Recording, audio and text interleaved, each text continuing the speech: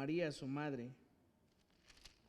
Y le dijo, este ha de ser para levantamiento de muchos y para el quebrantamiento de otros tantos, ¿no? Entendiendo que el Evangelio, como dice la Escritura, es salvación para los que creen en el Señor, pero es condenación para los que no lo hacen. ¿Por qué empezar de esta forma? Bueno, porque dice el final de este capítulo que después del discurso de Pablo, después de lo que hemos venido observando a lo largo de estas semanas, hubo personas que se alegraron, hubo personas que se gozaron, hubo personas que estaban llenas del Espíritu Santo, pero también hubo otras que no creyeron. Dice el versículo 50, pero los judíos instigaron a mujeres piadosas y distinguidas y a los principales de la ciudad.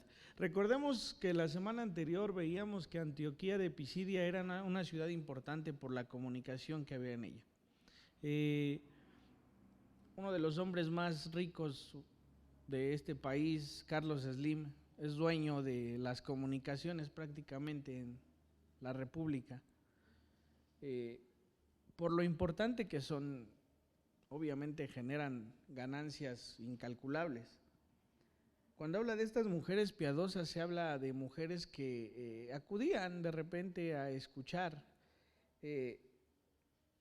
pero eran ellas quienes también tenían influencia sobre sus maridos. Y dice que a estas mujeres distinguidas, dice, que eran mujeres de los principales de la ciudad, utilizaron los judíos para que se persiguiera a Pablo y a Bernabé. Y dice que los expulsaron. No dice que ellos se fueron hacia Iconio por voluntad propia, no dice que ellos sintieron la necesidad de ir a Iconio. Dice que los expulsaron del lugar, que los sacaron de la ciudad. Y dice la Escritura en un versículo muy fuerte, muy duro: ellos entonces, sacudiendo contra ellos el polvo de sus pies, llegaron a Iconio. Tenemos que distinguir estas dos reacciones. Bernabé y Pablo habían hecho su tarea de predicar, era el mandato que el Señor les había dado, pero no está en ellos que la gente crea, como no está en nosotros que la gente crea. No está en nosotros que al predicar el Evangelio las personas escuchen y acepten al Señor Jesucristo. Está en nosotros el predicar, es una ordenanza que debemos seguir. Sin embargo, ellos lo habían hecho y lo único que restaba era ser obedientes a lo que el Señor Jesús había dicho. Si alguien no los recibiese, solamente sacudan sus pies y váyanse. Y esto es muy crudo. Esta palabra la podemos encontrar en el Evangelio de Mateo, en el capítulo 10. Y quisiera que lo leyéramos porque esto es lo que estos enviados están haciendo. Dice el versículo 13, y si la casa fuere digna, vuestra paz vendrá sobre ella, mas si no fuere digna, vendrá paz, vuestra paz se volverá a vosotros. Y si alguno no os recibiere, ni oyere vuestras palabras, salid de aquella casa o ciudad y sacudid el polvo de vuestros pies. La consecuencia de ello es el versículo 15. De cierto os digo que en el día del juicio será más tolerable el castigo para la tierra de Sodoma y Gomorra que para aquella ciudad. Todos hemos leído acerca de Sodoma y Gomorra. Hemos leído la manera en la que fue destruida esta ciudad. Lot salió de esta ciudad a causa de ello. Abraham hizo una intercesión por él. Pero la destrucción que hubo de este lugar fue hecha a los ojos de todos. ¿Qué nos está diciendo este pasaje? Nos está diciendo que cuando una persona que se le habla el Evangelio no cree, tiene una consecuencia mayor que todos aquellos que vivían en estas dos ciudades. Al sacudir sus pies, lo que el Señor les está diciendo es que en algún momento estos serán sacudidos y que ni siquiera el polvo que hay en las suelas de los que pisan es tan indigno. Prácticamente es una palabra de condenación. Cuando una persona no cree, está condenada. ¿Qué nos dice más en el Evangelio de Mateo? Que hay un grado de consecuencias. Si dice que si no se recibiese, será más tolerable el castigo para los de Sodoma y Gomorra. Quiere decir que hay un punto en el que el castigo es más fuerte. No dice que no serán condenados, todos van a ser condenados. Sin embargo, el castigo todavía será más doloroso para todos aquellos a los que se les predica la palabra y no creen.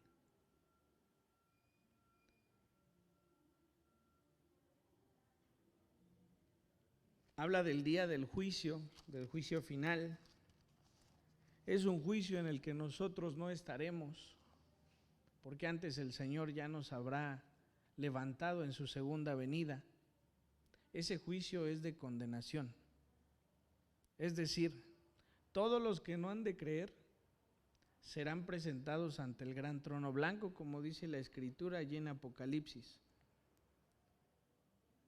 Si nosotros hemos creído, esto no tiene por qué angustiarnos, porque en el momento de creer, nosotros no estaremos expuestos al análisis de nuestras obras. La palabra del Señor dice que solo los muertos serán presentados delante del trono blanco. Al referirse muertos se refiere a todos los que no han creído, ¿sí? Entonces lo que este pasaje dice es que ellos, con todo el dolor que tenían por su raza judía, se voltearon, sacudieron sus pies, haciendo ver que ya no estaba en ellos el que estos fuesen salvos o no, porque ya habían predicado, y que entonces, al no haber creído, habría una condenación, y tendrían que ser presentados en aquel día. Es una palabra muy fuerte, pero es una palabra que nos tiene que alertar a todos, porque la consecuencia de que nosotros no prediquemos es que la gente no escuche. Si nosotros predicamos, lo hacemos porque entendemos este tipo de palabras. El Evangelio es salvación para el que cree, pero es pérdida y muerte para el que no cree. Entonces es nuestra obligación, esto nos debería llenar de tristeza, de dolor, pero también de amor suficiente para predicar la palabra que Dios ha puesto en nuestros corazones. Nosotros estamos más allá de esto, hemos creído. No dice que somos muy buenos, no dice que somos más sabios, dice que hemos creído. Y eso es suficiente para no estar presentes en aquel día. Entonces esto es lo que Pablo y Bernabé hacen. Pero también hay otros que han creído y que nos muestra la Escritura que estaban contentos y que estaban gozosos. Dice que estaban llenos del Espíritu Santo, que es el otro camino, ¿no? Entonces por eso les decía en un principio en el Evangelio, cuando es presentado el Señor, se le dice a María, refiriéndose al Señor Jesucristo, ha de servir para levantar a muchos, pero también para que muchos sean condenados. De tal manera que los discípulos, una vez sacudido el polvo de sus pies, van hacia Iconio. Y en este capítulo 14 vemos lo que acontece. Aconteció en Iconio que entraron juntos en la sinagoga de los judíos y hablaron de tal manera que creyó una gran multitud de judíos y asimismo de griegos. Si nosotros nos ponemos a analizar versículo por versículo, nos encontramos que la descripción de Lucas al escribir este capítulo en Hechos es muy amplia, es muy rica. Lo primero que dice es que hablaron de tal manera, dice que creyó una gran multitud. ¿Cómo habrán hablado estos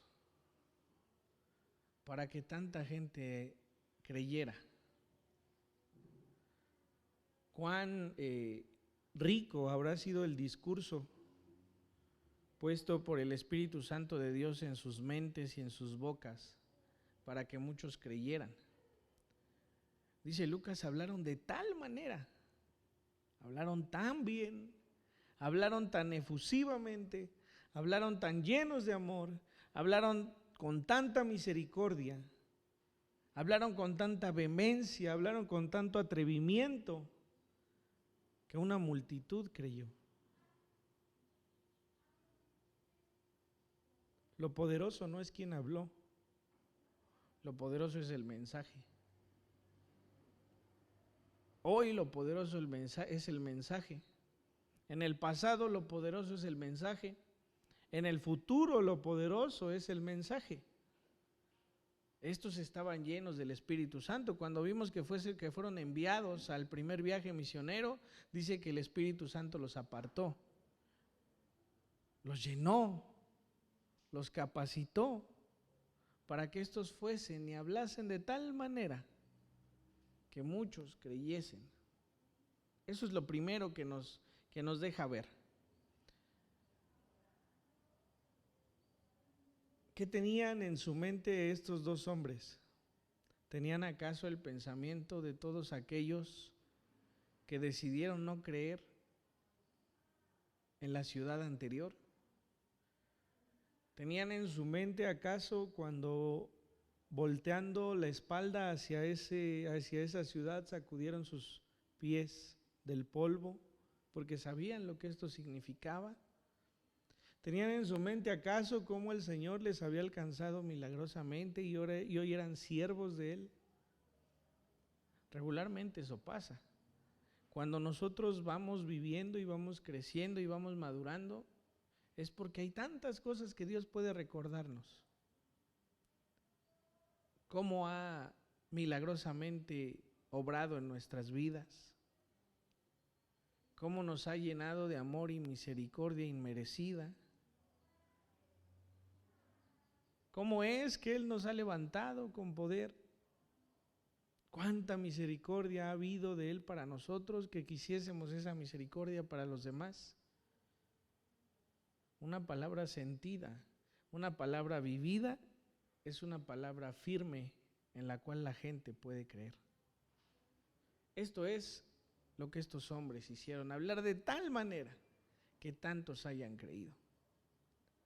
Nos dice más. Dice que estos hombres predicaron con denuedo, con atrevimiento, con vehemencia. Y dice que una gran multitud de judíos y asimismo de griegos eran los que habían creído. Primero que nada fueron y se metieron otra vez a la sinagoga. ¿Qué quiere decir? Que del viaje anterior ellos no habían juzgado a todos, no habían dicho, no, todos los judíos están reprobados. Sí les hicieron saber que ellos habían sido enviados a los gentiles, pero también les habían hecho ver que el mensaje primero era para ellos. Fueron y se metieron otra vez a la sinagoga en donde se iban a encontrar con más judíos.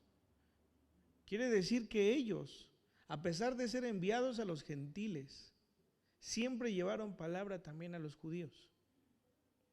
Tenemos que empezar a diferenciar y a entender que el evangelio no es para unos judíos o para otros gentiles, es para todos.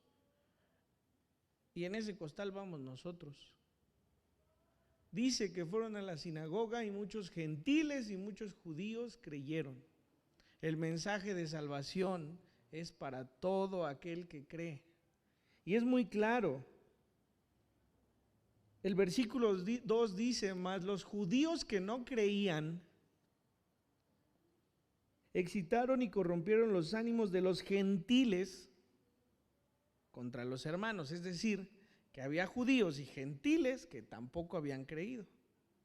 ¿Sí? Entonces hace una conjunción de judíos y gentiles que creyeron y hace una conjunción de judíos y gentiles que no creyeron. Ya no es más que la palabra sea para un sector poblacional u otro. Los que somos hijos de Dios es porque hemos creído, no porque seamos judíos o gentiles, no porque estemos circuncidados o no lo estemos, es porque hemos creído. Y esa es la separación que se hace en estos versículos. Y debe darnos a notar que hoy mismo hay una división entre los que creemos y no creemos. Y esto no tiene que ver ni con el pueblo en el que vivimos, ni con el país en el que vivimos, ni con el continente en el que vivimos. Y lo que es más concreto, no tiene que ver ni con el apellido que tenemos. La salvación es personal. Hay en una misma casa gente que cree y gente que no cree. Esto es así. No hay más privilegios. No hay más decir, tú eres de mi pueblo, entonces mi enviado es para ti. No es más el decir, mi pueblo no me aceptó, entonces solamente es para los gentiles. No, es para el que cree. Sea judío, sea gentil, sea mexicano, sea francés, sea inglés, sea quien sea. El que cree está de un lado, el que no cree está en el otro. Y esto nos puede llevar otra vez a la introducción que acabamos de tener. Los que creen no se presentarán a juicio delante de Dios por sus obras de pecado. Los que no creen sí se presentarán allí. ¿Sí? Entonces hay una división muy concreta. Los que creen están de un lado, del lado del que ya han sido juzgados, porque en el cuerpo del Señor Jesucristo fue juzgado el pecado. No quiere decir que quedó impune, quiere decir que en ese cuerpo fue juzgado y en el que no ha sido juzgado porque no ha aceptado ese precio. Entonces los judíos que no habían creído, dice los que no creían, corrompieron los ánimos de los gentiles, de todos aquellos que no habían creído, en contra de Pablo y en contra de Bernabé. Versículo 3, por tanto se detuvieron allí mucho tiempo, hablando con denuedo. Esto parece que entre más confrontación había, los apóstoles predicaban más. El por tanto es entonces, si pasa esto, entonces yo hago esto. Entonces dice que había tal persecución y tanta renuencia, que por tanto, por toda esa renuencia que había entonces, los apóstoles predicaron aún más.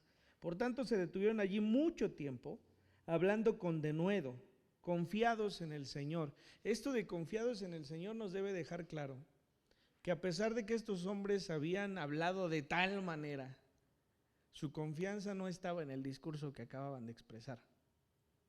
Que a pesar de que tanta multitud había creído, su confianza no estaba en ellos.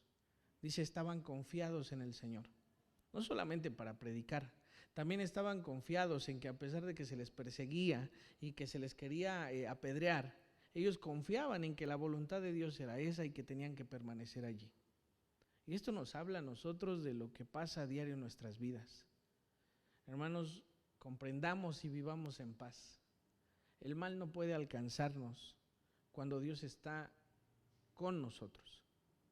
Puede pasar que enfermemos, puede pasar que nos asalten, puede pasar que nos lastimen.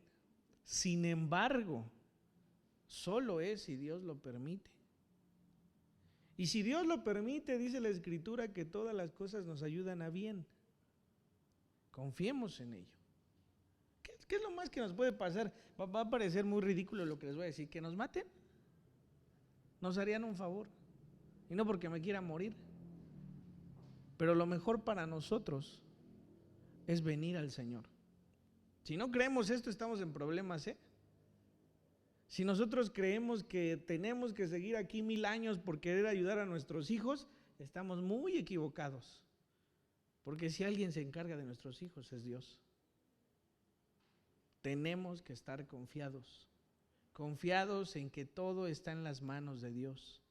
Leemos y leemos y leemos en la Biblia que cuando a Job, por ejemplo, se le permite que Satanás venga y le procure, el Señor pone un límite. Su vida era el límite. Cuando Pedro viene, el Señor le dice: Pedro, Satanás me ha pedido para zarandearte como a trigo, pero confiad.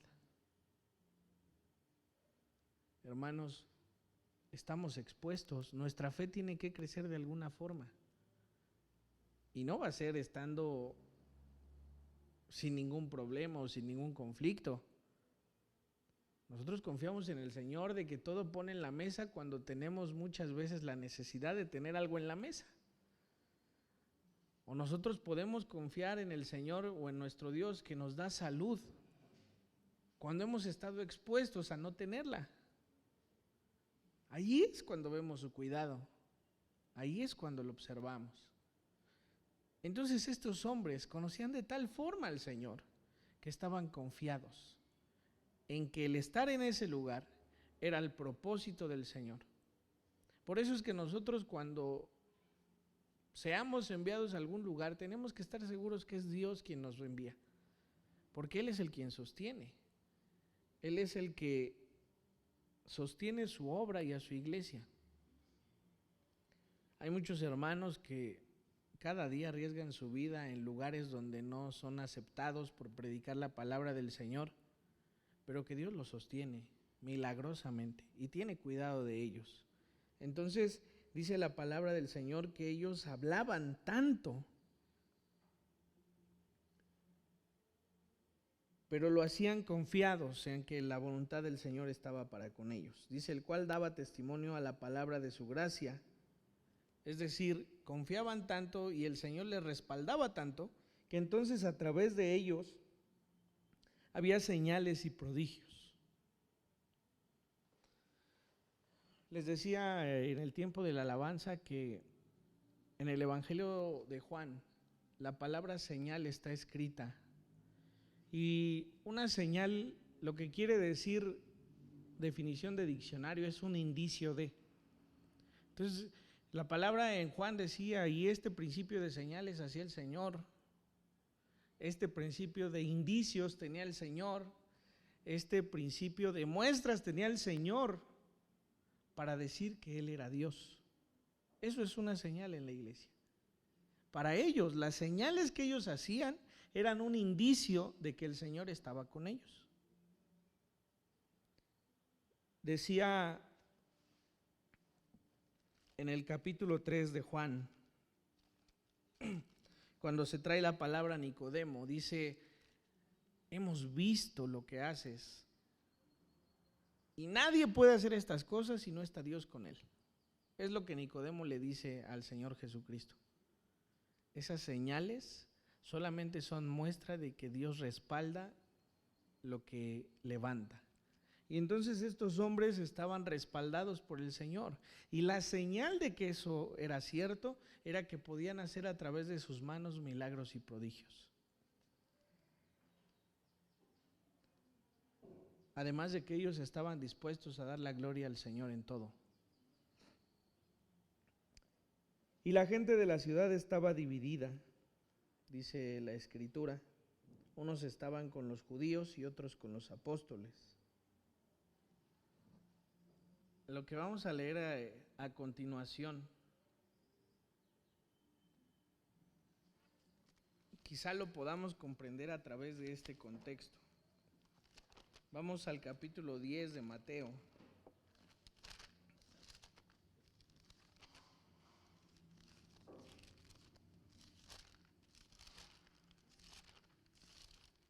Este capítulo 10 es cuando el Señor envía a los 12 discípulos a predicar su palabra. De hecho, lo que leímos hace unos momentos, cuando el Señor dice que si uno no les recibiese, se volteasen y sacudiesen sus pies, se encuentra aquí en los primeros versículos. Pero hay algo más. Una vez que les ha dicho que vayan, les ha de mostrar que el Señor ha venido a dividir.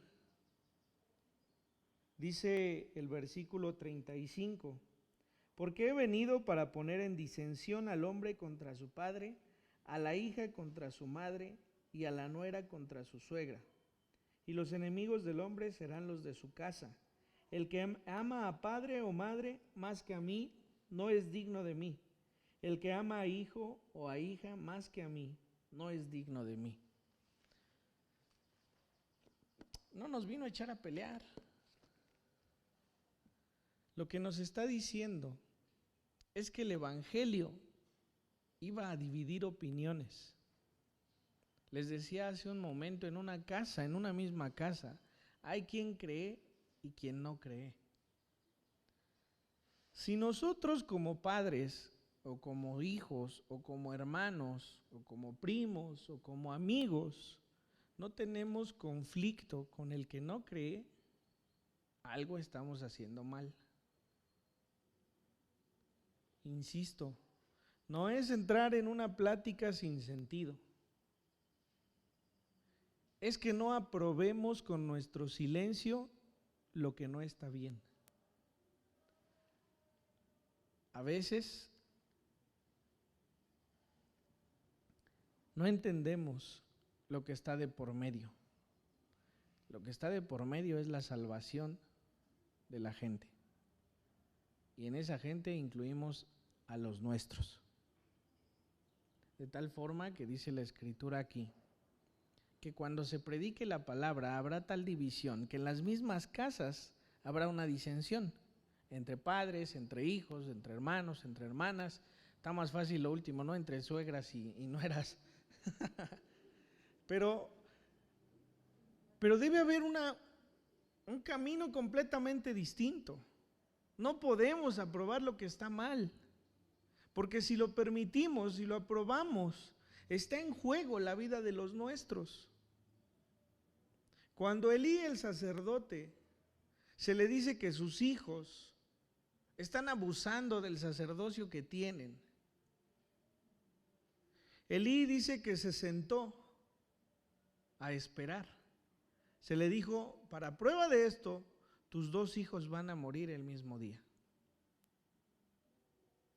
Este hombre se sentó, no fue y les estorbó, solo se sentó. Y entonces la palabra se cumplió. Cuando como padres no estorbamos a nuestros hijos, hay consecuencias. Y hay consecuencias fuertes, fuertes para ellos. N cantidad de veces les he comentado cómo la instrucción de mi papá era: o haces esto o mejor busca dónde estar.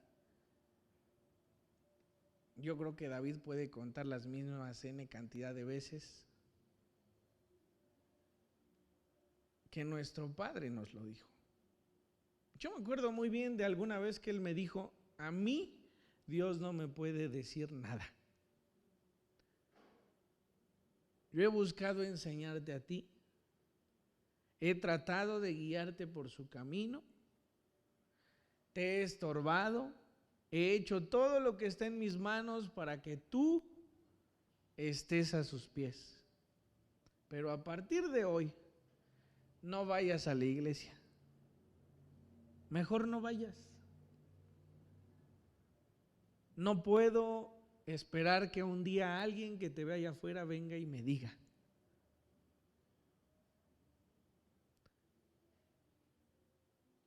Son palabras que cambian vidas. Cuando presentamos a Elías hace ya algunos meses, cuando presentamos a los nietos del hermano Rafael, es de entenderse que la mayordomía y el cuidado de estos hijos está en los padres. Claro que es un acto de fe traer al niño, pero la ordenanza es que los padres sean estorbo para sus hijos y que los padres guíen a sus hijos al Señor. Entonces, si nosotros no somos quienes estorbamos a nuestros hijos a pecar, tarde o temprano habrá una consecuencia diferente.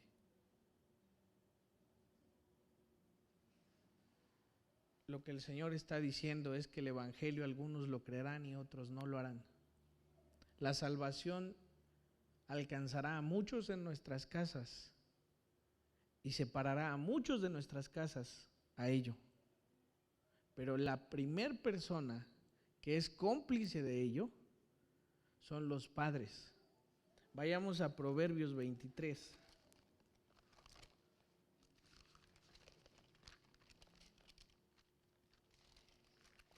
Ahí en Proverbios 23 leeré los versículos 13 y 14. No rehúses corregir al muchacho, porque si lo castigas con vara, no morirá. Lo castigarás con vara y librarás su alma del Seol. Pobre de mi hijo, ¿cómo le voy a decir eso? Pobre de su hijo si no le dice eso y se pierde. La Escritura está llena de pasajes en donde dice que el padre que ama a su hijo lo corrige. Y dice, el que lo aborrece no lo corrige. ¿Por qué? Porque en juego está la vida. ¿Hay consecuencias aquí? Sí las hay. Pero la consecuencia peor es que nuestros hijos y los nuestros se pierdan. Porque como veíamos en un principio, la consecuencia es estar en el juicio frente al Señor. Y es un juicio que reprobarán. No puedo decir que reprobaremos porque yo creo en el Señor y no estaré allí. Mi fe en el Señor está puesta en que al creer en Él no seré juzgado como los que no han creído. De tal manera que cuando en el libro de los Hechos leemos que dice que había división, es algo que el Señor había dicho. Iba a haber división. Si hay división en las casas, obviamente había división en las sinagogas. Ama a su hijo, ama a su hija, ama a sus padres, ama a sus hermanos, ama a los que considera amigos, ama a la gente, ha entendido la misericordia de Dios. Es importante que cuando debamos decir no, lo hagamos con firmeza. En aquel momento mi papá me lo dijo así. Yo entendí que era así, porque todos mis hermanos habían sido educados de la misma forma. Y yo entendí también en ese momento lo que me estaba diciendo. Hasta ese momento, él había sido responsable y había cumplido con su mandato y mayordomía. Ya no correspondía a él lo que yo decidiera. Eso ya correspondía a mi propio ser. Sin embargo, nuestra obligación es hacerlo.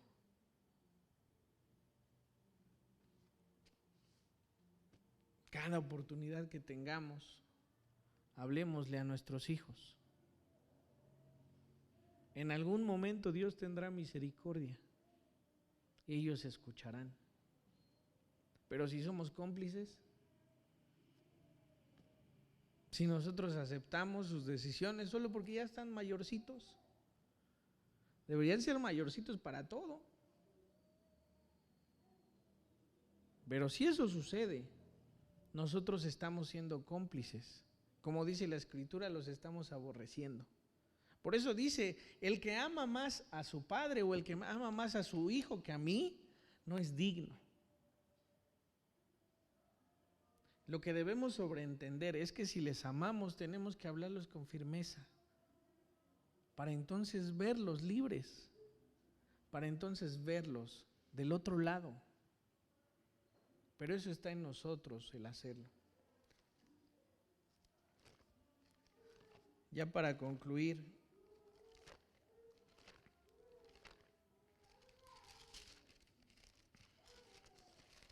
volvemos al capítulo 14 de los Hechos.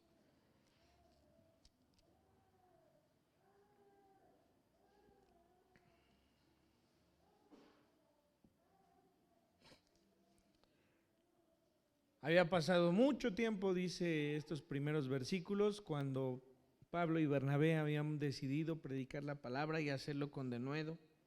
Habían visto señales a través de ellos que les respaldaban. Habían creído muchos judíos y muchos gentiles, y todos los que no habían creído, judíos y gentiles, los perseguían. Había tal división entre ellos por los que recibían el mensaje y no lo hacían.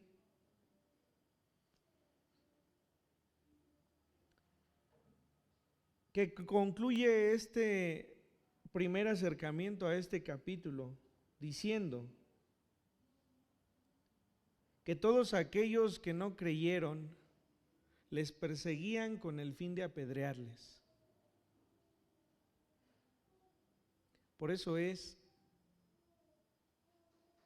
que cuando venga el juicio será más aceptable el castigo para Sodoma y Gomorra que para estos. ¿Por qué?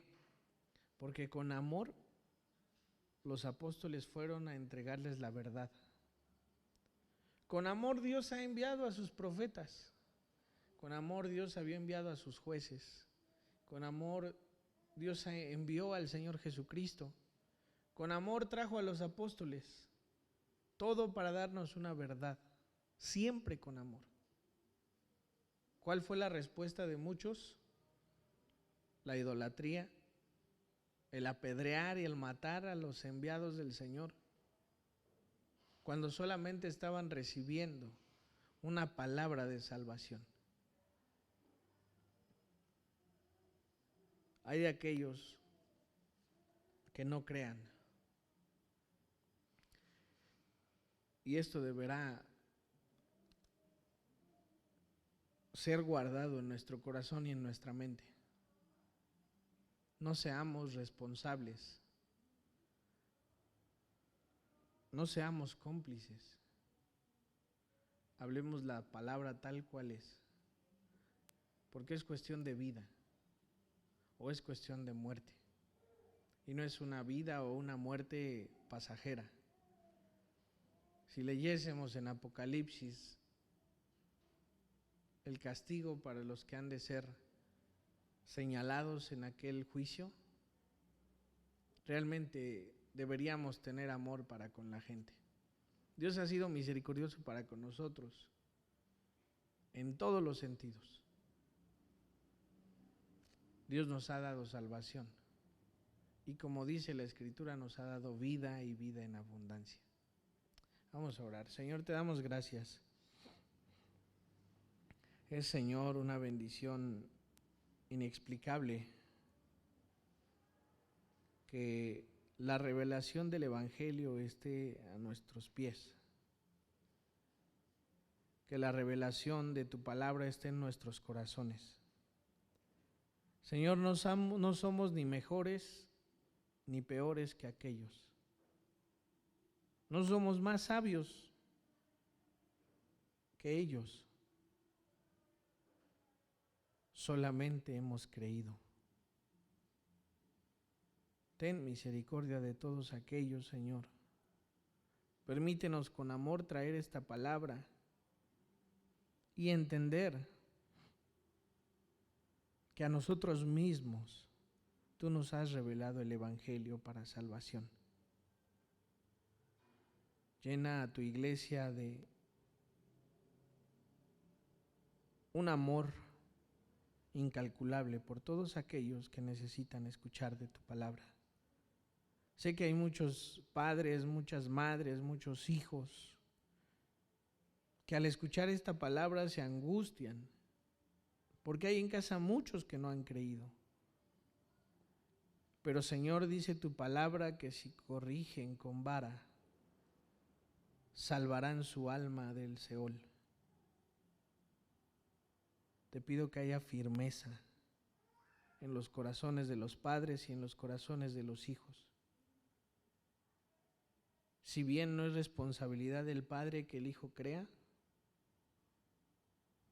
sí es, Señor, una enseñanza que tú nos das, que como padres la mayordomía que nos encargas es que nuestros hijos sean enseñados en tu palabra. Te ruego, Señor, que como Josué podamos decir: ustedes elijan a quién sirváis. Te ruego que por misericordia, nosotros y los nuestros podamos decir que elegimos servirte a ti. Te damos gracias por todo esto, Señor, en tu nombre bendito. Amén.